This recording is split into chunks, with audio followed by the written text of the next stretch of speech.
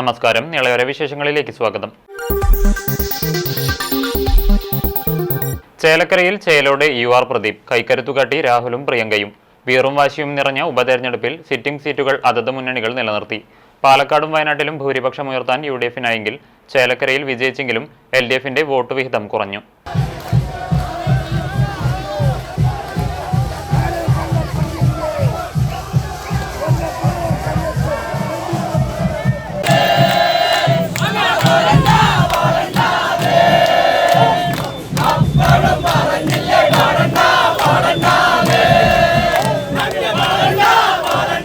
രാഷ്ട്രീയ കേരളം ഉറ്റുനോക്കിയ ഉപതെരഞ്ഞെടുപ്പിൽ അത്ഭുതങ്ങളൊന്നും സംഭവിച്ചില്ല. സിറ്റിംഗ് സീറ്റുകൾ അതത് പാർട്ടികൾ നിലനിർത്തി. ചേലക്കര ഇടതുകോട്ടയായി നിലനിന്നെങ്കിലും കഴിഞ്ഞ നിയമസഭാ തെരഞ്ഞെടുപ്പിനേക്കാൾ വോട്ട് കുറയുകയും ലോക്സഭാ തെരഞ്ഞെടുപ്പിൽ ലഭിച്ചതിനേക്കാൾ വോട്ട് വർദ്ധിക്കുകയും ചെയ്തു. തിളച്ചുമറിയുന്ന ഒട്ടനവധി രാഷ്ട്രീയ വിഷയങ്ങൾ ചൂണ്ടിക്കാട്ടി ഒറ്റക്കെട്ടോടെ പ്രചരണം നടത്തിയ UDF-ന് പക്ഷേ വിജയം എത്തിപ്പിടിക്കാനായില്ല. BJP-യാകട്ടെ വോട്ട് വിഹിതം ഉയർത്തി തങ്ങളുടെ ശക്തമായ സാന്നിധ്യം അറിയിക്കുകയും ചെയ്തു. വരവൂർ, ദേശമംഗലം, മുള്ളൂർക്കര, ചേലക്കര, വള്ളത്തോൾ നഗർ, പാഞ്ഞാൾ പഞ്ചായത്തുകൾ ഇടതിനു കരുത്തായപ്പോൾ പഴയന്നൂർ, കൊണ്ടാഴി, തിരുവില്ലോമല എന്നീ പഞ്ചായത്തുകളിൽ ഐക്യജനാധിപത്യ മുന്നണിയും ശക്തി തെളിയിച്ചു. അതേസമയം PV അൻവറിന്റെ DMK സ്ഥാനാർത്ഥി NK സുധീറിന് യാതൊരു ചലനവും സൃഷ്ടിക്കാനായില്ല. പാലക്കാട് UDF എല്ലാ പ്രവചനങ്ങളെയും മറികടക്കുന്ന വിജയമാണ് സ്വന്തമാക്കിയത്. ശക്തി കേന്ദ്രമായ നഗരസഭയിൽ വലിയ തിരിച്ചടി നേരിട്ട BJP-ക്ക് ശക്തി കേന്ദ്രങ്ങളിലും മികവ് തുടരാനായില്ല. കഴിഞ്ഞ തവണ ലഭിച്ചതിനേക്കാൾ 10,000-ൽ പരം വോട്ട് കുറഞ്ഞപ്പോൾ മൂന്നാമതെത്തിയ LDF-മായുള്ള വോട്ട് അന്തരം 2256 മാത്രമായി കുറഞ്ഞു. 18,840 വോട്ടിന്റെ വലിയ ഭൂരിപക്ഷത്തിൽ ഐക്യജനാധിപത്യ മുന്നണിയുടെ സ്ഥാനാർത്ഥിയായി വിജയിച്ച രാഹുൽ മാങ്കൂട്ടം നിയമസഭയിലെത്തും. വയനാട് പ്രിയങ്ക ഗാന്ധി 4,10,931 വോട്ടിന്റെ ഭൂരിപക്ഷത്തിൽ ലോക്സഭയിലെത്തും. വിജയം ഉറപ്പിച്ചിരുന്ന UDF-ന് ഭൂരിപക്ഷത്തിന്റെ കാര്യത്തിൽ മാത്രമായിരുന്നു ആശങ്ക. സർക്കാരിനെ സംബന്ധിച്ച് ചേലക്കര വിജയം ആശ്വാസകരമാണ്. ഭരണവിരുദ്ധ വികാരമില്ലെന്ന് പറയുന്നതിനൊപ്പം തന്നെ ആത്മവിശ്വാസത്തോടെ പഞ്ചായത്ത് തെരഞ്ഞെടുപ്പിനെയും തുടർന്ന് നിയമസഭാ തെരഞ്ഞെടുപ്പിനെയും നേരിടാം. UDF-ന് പാലക്കാട്ടെയും വയനാട്ടിലെയും വിജയം തുടർന്നുള്ള പോരാട്ടങ്ങൾക്ക് ആവേശം പകരും.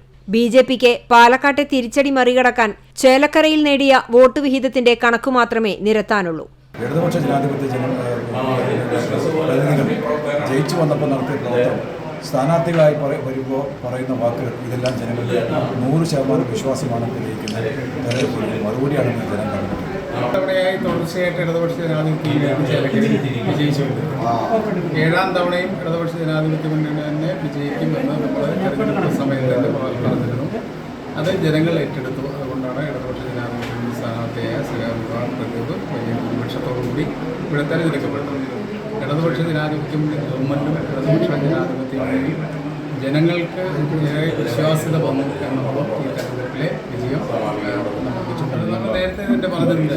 ഇതേ വരുന്ന തെരഞ്ഞെടുപ്പിൽ 2026 തെരഞ്ഞെടുപ്പിൽ ഇടതുപക്ഷ ജനാധിപത്യ മുന്നണി ചരിത്രം സൃഷ്ടിച്ചുകൊണ്ട് മൂന്നാമതും അധികാരത്തിൽ വരുമെന്ന് നമ്മൾ നേരത്തെ പറഞ്ഞു. ഇവിടെ BJP-ക്ക് ഒരു രീതിയിലും കേരളത്തിൽ തിരിച്ചു വരാൻ പറ്റാത്തതുകൊണ്ടുള്ള തിരിച്ചടി കൂടി കൊടുത്തിട്ടുണ്ട്. മാത്രമല്ല, കഴിഞ്ഞ ലോക്സഭാ ഇലക്ഷൻ്റെ റിസൾട്ട് പാറ്റേൺ വ്യത്യസ്തമായിട്ടുള്ള രീതിയിൽ ഇപ്പോഴും കേരളത്തിൽ 2021 ഉണ്ടായ ആ ഒരു ട്രെൻഡ് ഇപ്പോൾ ഇടതുപക്ഷ ജനാധിപത്യത്തിൽ വളരെ വലിയ തോതിൽ ഈ ഗവൺമെൻറ്റിനെതിരായും ഇടതുപക്ഷ മുന്നണിക്കെതിരായിട്ടുള്ള ശക്തമായ ദുഷ്പ്രചരണങ്ങൾ ഉണ്ടായിട്ട് പോലും ജനങ്ങൾ ഇടതുപക്ഷ ജനാധിപത്യ മുന്നണിയെ തന്നെ അംഗീകരിക്കുന്നു എന്നതിൻ്റെ തെളിവാണ് ചേലക്കരയിൽ വിജയമായി.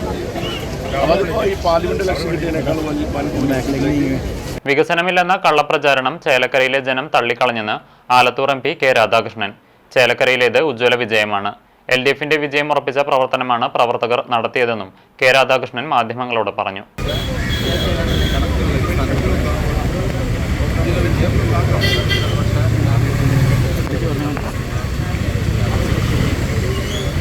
ചേലക്കര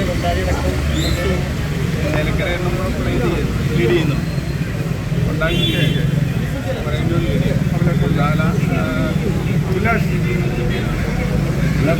മുള്ളൂർക്കര ചെയ്യാനുള്ള സാധ്യത പൊളിറ്റിക്കൽ ഫൈറ്റായിട്ടായിരുന്നു. 24 മാത്രമല്ല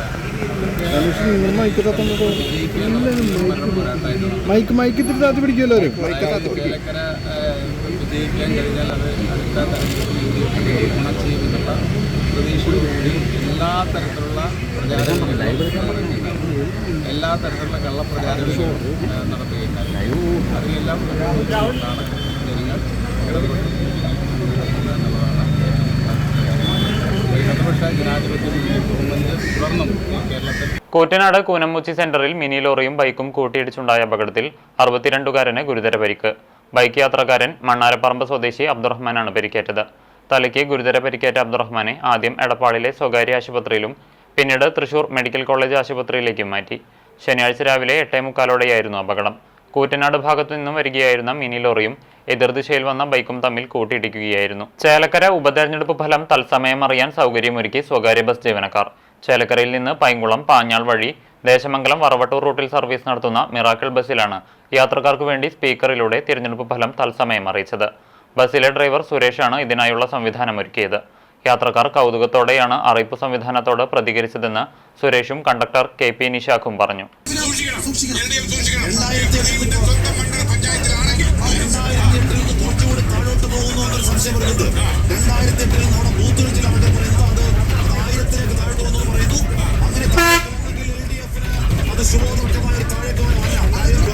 ലൈവായിട്ട് കേട്ടോട്ടെന്ന് വിചാരിച്ചു. ലൈവായിട്ട് എല്ലാ കാര്യങ്ങളും പെട്ടെന്ന് സെറ്റിലാണ് രാത്രി ഫലം.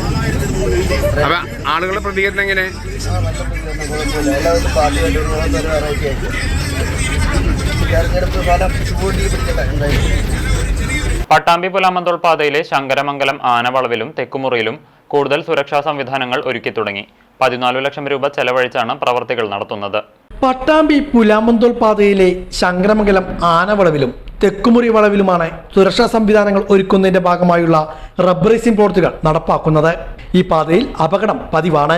ഇരു വളവുകളിലും അപകടം വർദ്ധിക്കുന്ന സാഹചര്യത്തിൽ ഇവിടെ നവീകരണ പ്രവൃത്തികൾ നടപ്പാക്കിയിരുന്നു.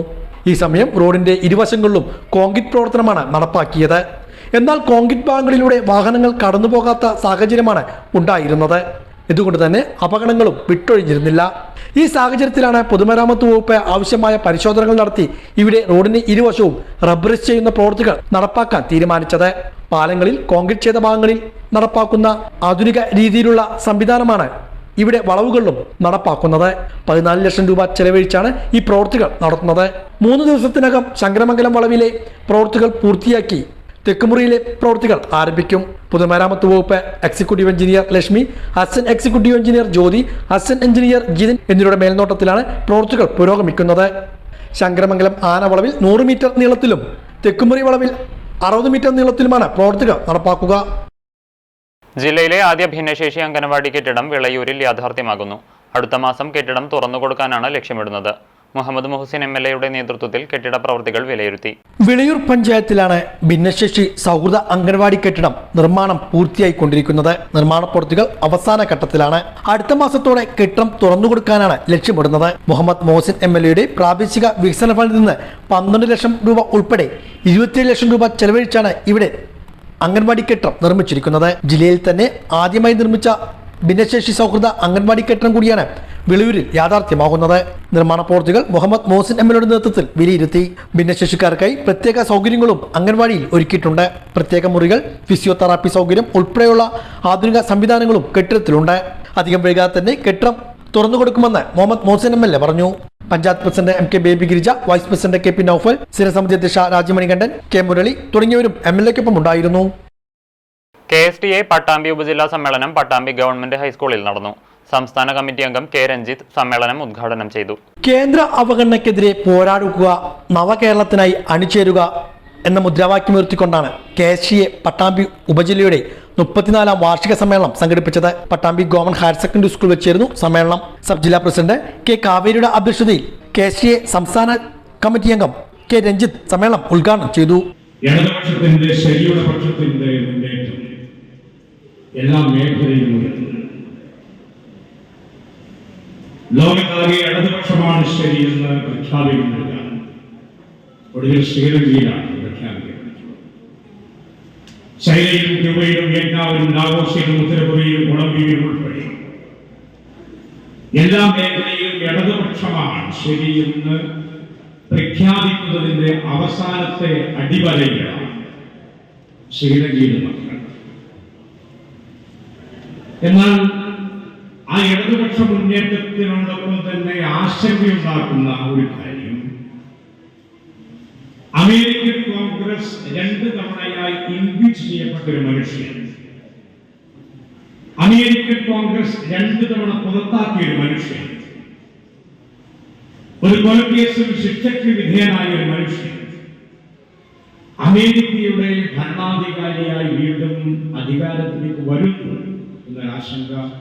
കെ പി സ്മിത രക്തസാക്ഷി പ്രമേയവും PG ഗിരീഷ് കുമാർ സംഘടനാ റിപ്പോർട്ടും VP മനോജ് പ്രവർത്തന റിപ്പോർട്ടും അവതരിപ്പിച്ചു. M സുധീർ വരവ് ചെലവ് റിപ്പോർട്ട് അവതരിപ്പിച്ചു. T Viswanathan, K Prasad, K Jayaprakash, EM Sreedevi, A Shemi, MP Vipinan, S Mini, KC Shajimon, Venkiteswaran തുടങ്ങിയവരും പങ്കെടുത്ത് സംസാരിച്ചു. ചാലിശ്ശേരി മുലയംപറമ്പത്തുകാവ് ക്ഷേത്ര സന്നിധിയിൽ നടന്ന പാണ്ടിമേളം കാണികളെ ആവേശത്തിലാക്കി.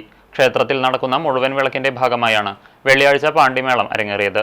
തായമ്പക മേള രംഗത്തെ സജീവ സാന്നിധ്യമായ ശുഗപുരം ദിലീപും ശുഗപുരം നാദബ്രഹ്മ കലാക്ഷേത്രത്തിൽ നിന്നും ചെണ്ടമേളം അഭ്യസിച്ച യുവ കലാകാരന്മാരും ചേർന്നാണ് പാണ്ടിമേളം അവതരിപ്പിച്ചത്.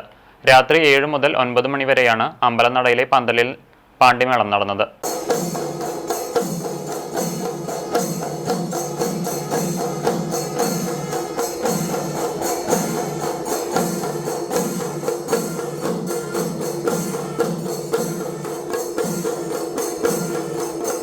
ചാലിശ്ശേരി പെരുമണ്ണൂർ ദേശവിളക്ക് ഭക്തി നിർഭരമായ ചടങ്ങുകളോടെ ആഘോഷിച്ചു.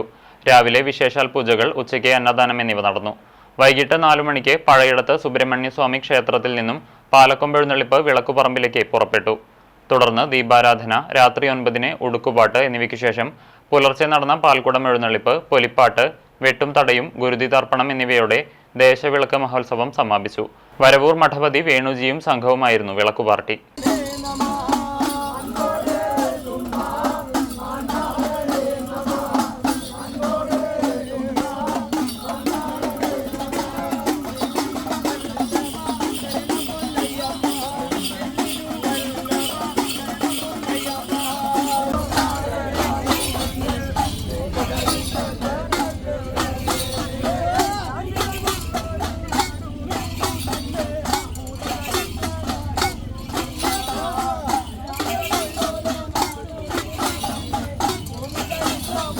ഇതോടെ നീളയോര വിശേഷങ്ങൾ സമാപിക്കുന്നു. നമസ്കാരം.